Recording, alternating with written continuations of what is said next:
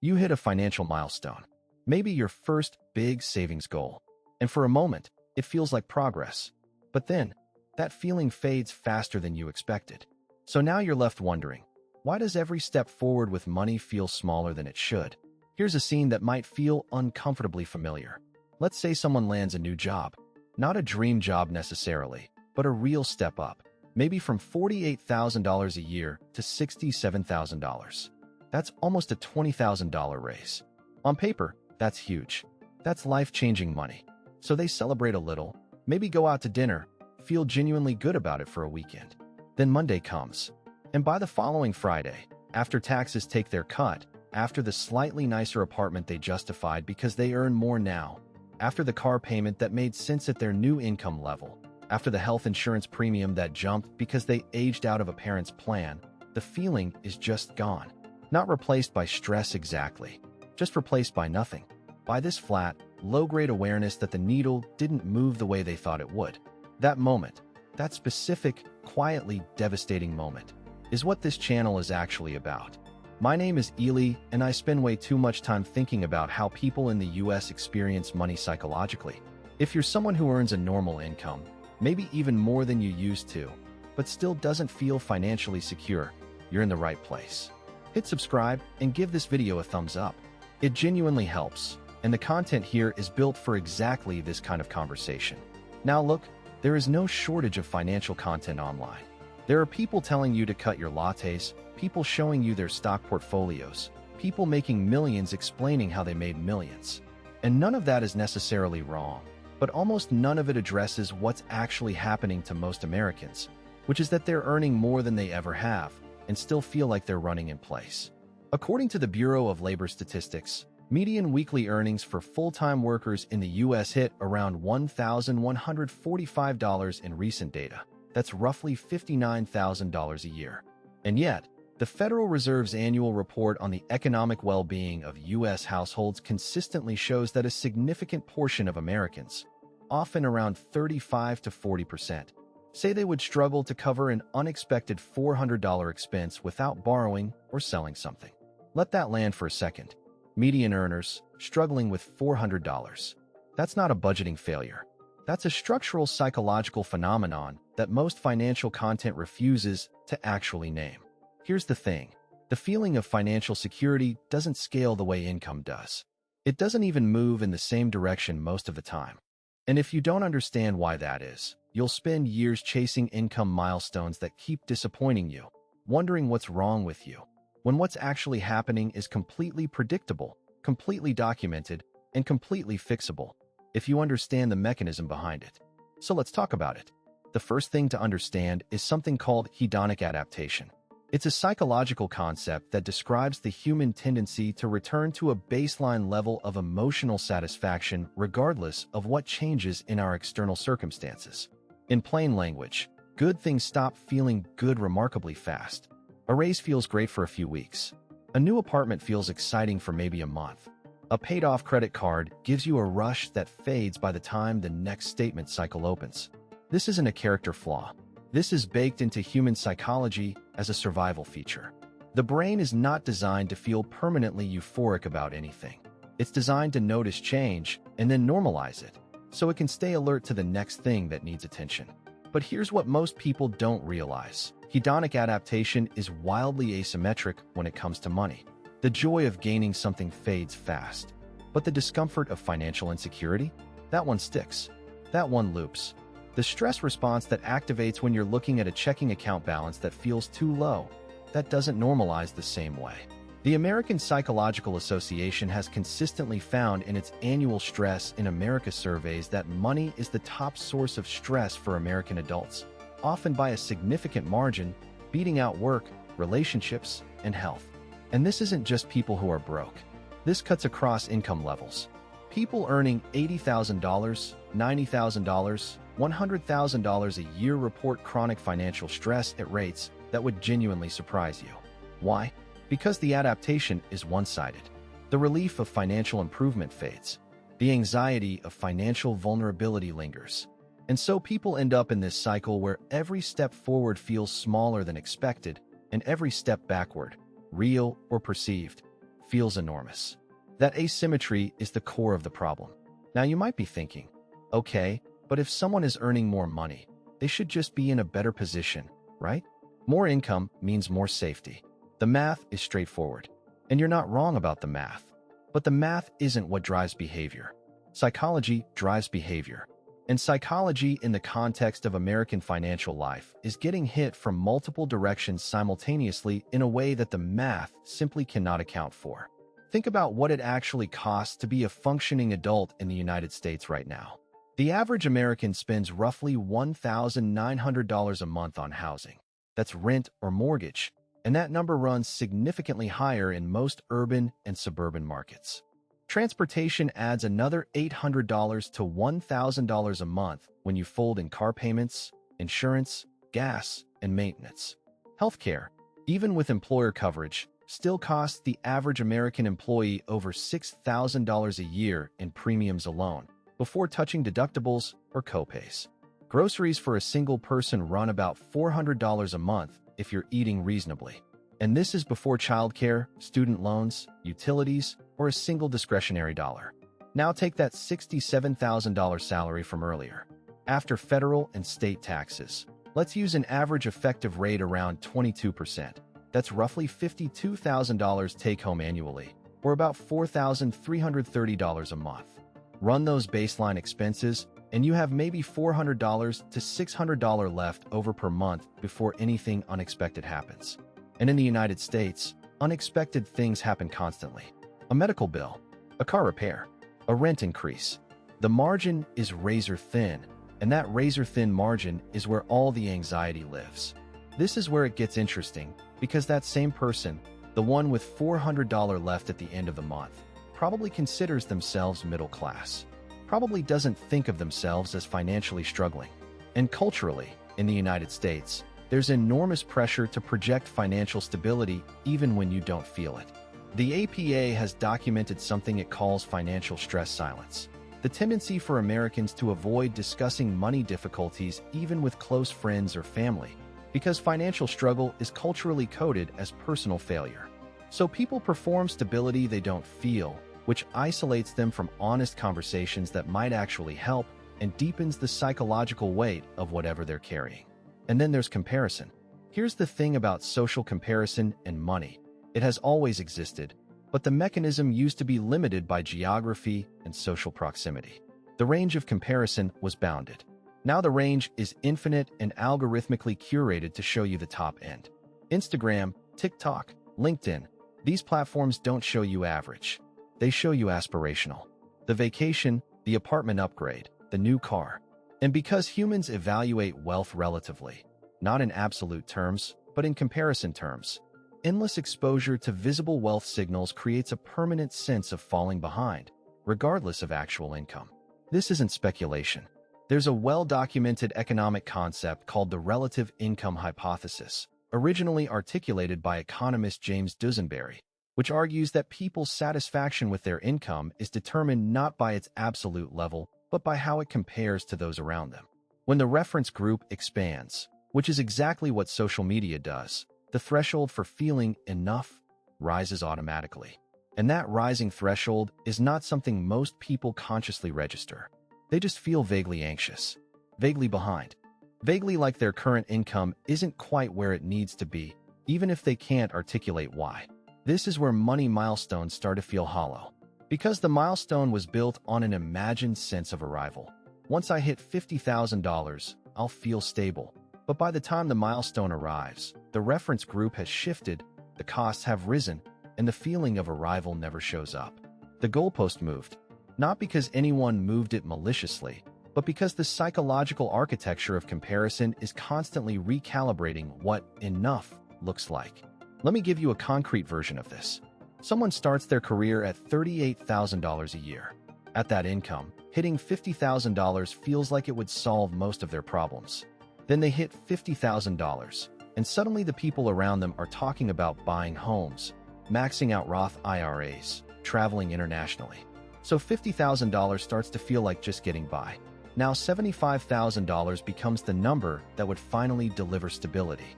They work hard, get there. And at $75,000, They discover their coworker just got promoted to $95,000. Rent went up $300 a month, health insurance changed, and somehow $75,000 feels almost identical to how $50,000 felt, just enough to tread water. Now they're looking at $100,000 as the number that will finally do it. This pattern has a name. Behavioral economists call it the hedonic treadmill, one of the most ruthlessly efficient traps in human psychology. The effort required to reach each milestone feels enormous. The reward upon arrival feels small and temporary, and the distance to the next milestone always looks roughly the same. Now look, this isn't an argument that income doesn't matter. It does, clearly. There is a meaningful difference between earning $30,000 and $70,000 in terms of material security.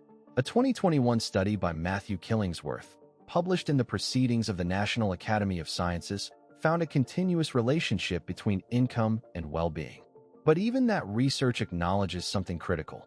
Income improves experienced well-being most when it buys actual freedom from financial pressure, not when it primarily funds lifestyle escalation. And lifestyle escalation is exactly what American consumer culture is engineered to produce. Think about how raises are culturally processed in the United States. Someone gets a $6,000 raise. The first thought is rarely, how do I make this raise functionally improve my financial position? It's usually, consciously or not, what does this new income level enable me to do that I couldn't before? And because the consumer environment is saturated with options for spending, that raise often materializes not as increased savings or reduced debt, but as a slightly newer car, a slightly nicer apartment, slightly more frequent dining out. None of these things feel like mistakes at the time, but cumulatively, they consume the raise before it ever has a chance to build anything durable. This is lifestyle inflation, and it is so normalized in American financial behavior that most people don't even recognize it as a choice. Here's a metaphor that might help. Imagine filling a bucket with water, but the bucket has a slow leak at the bottom. Every time you pour more water in, a raise, a bonus, a tax refund, some of it stays. But the leak keeps draining it. And rather than fixing the leak, most financial advice just tells you to pour more water faster. The bucket never actually fills. Sometimes the fix isn't pouring faster. Sometimes the fix is understanding where the leak is. In behavioral terms, the leak is usually a combination of three things: unconscious spending that follows income rather than strategy, a comparison environment that continuously inflates the definition of normal, and a psychological safety threshold that never gets addressed because the strategy is always more income will fix it. That last one is particularly important. There's a concept in psychology called felt security, distinct from actual security, which describes a person's subjective sense of being financially okay. And here's what's fascinating. Felt security is not primarily determined by account balances. It is primarily determined by perceived control, predictability, and margin. People with relatively modest savings who feel strong control over their financial decisions report significantly higher felt security than people with higher balances but no clarity around their money. This maps almost perfectly onto the everyday experience of people who feel perpetually behind despite reasonable incomes. Felt security is not built by income. It's built by structure, clarity, and the slow accumulation of small controllable wins. And most people in the United States, because of how money is culturally framed, because of the silence around financial stress, because of the relentless comparison environment, never actually build the structure that creates felt security. They just wait for the next income milestone, expecting it to deliver the feeling that the last one didn't. Now you might be thinking, okay, this is all very psychological and interesting, but what am I actually supposed to do differently? Because the bills are still real, the debt is still real, and this country costs what it costs. Fair. And that's exactly the right question. The first shift is moving from milestone thinking to margin thinking. Milestone thinking says, when I hit X amount, I'll be okay. Margin thinking says, what's my actual margin right now? The distance between what comes in and what goes out. And how do I protect and slowly expand it? Even a $200 margin improvement per month, sustained over 18 months, creates a $3,600 emergency buffer. That's not retirement, but that's $400 anxiety gone. That's a car repair absorbed without crisis. That's a material reduction in the physiological stress response that costs people sleep, clarity, and decision-making quality every single day. The second shift is shrinking the comparison environment deliberately. This one is countercultural, and that's exactly why most financial content ignores it. Unfollowing accounts that make normal income feel inadequate is not weakness. It's a rational financial behavior with documented psychological effects. Reorienting the reference group around people who are similarly situated and making honest progress changes the felt baseline of where enough is. It's not about lowering ambition. It's about not letting an algorithm define what financial success is supposed to look like. The third shift is building what some financial therapists call a spending identity, a clear articulation of what money is actually for in your specific life right now. When someone has a spending identity, a raise doesn't automatically become lifestyle inflation because there's already a framework for what the money is for. The $6,000 raise goes to a specific place, an emergency fund to a specific target, a debt payoff with a specific timeline, a savings goal with a specific number. The decision is made in advance, not in the moment of having the money available. This sounds simple. It is almost never done.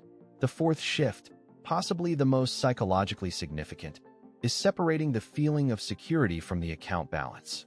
Felt security comes from perceived control, not from a number. And perceived control comes from understanding the actual financial picture clearly and honestly. Most people in the United States do not have a clear picture of their actual monthly cash flow. Not because they're irresponsible, because the system is complicated, irregular expenses are hard to track, and financial anxiety actually impairs the cognitive clarity needed to analyze financial situations. Research shows that financial stress consumes working memory in ways that make financial problem-solving harder, a particularly cruel loop. Stress about money makes it harder to think clearly about money, which makes the situation harder to improve, which increases stress. Breaking that loop starts with reducing uncertainty, not by earning more, but by understanding more clearly what's actually happening. None of this is revolutionary. None of it involves advanced investing, complicated tax strategies, or unusual sacrifice. What it involves is taking seriously the idea that the psychological dimension of money is not secondary to the math. It is inseparable from the math. The reason financial milestones keep feeling smaller than expected isn't that the milestones are too ambitious. It's that milestones are the wrong unit of measurement. Milestones are events. Security is a condition. And conditions are built slowly, through structure and behavior and honest reckoning, not through the brief euphoria of hitting a number. The people who feel most financially secure, not richest, most secure, are rarely the ones who hit the biggest milestones. They're the ones who stopped chasing the feeling of arrival and started building the habits that make the present feel manageable. They got honest about the gap between their actual expenses and their felt awareness of those expenses.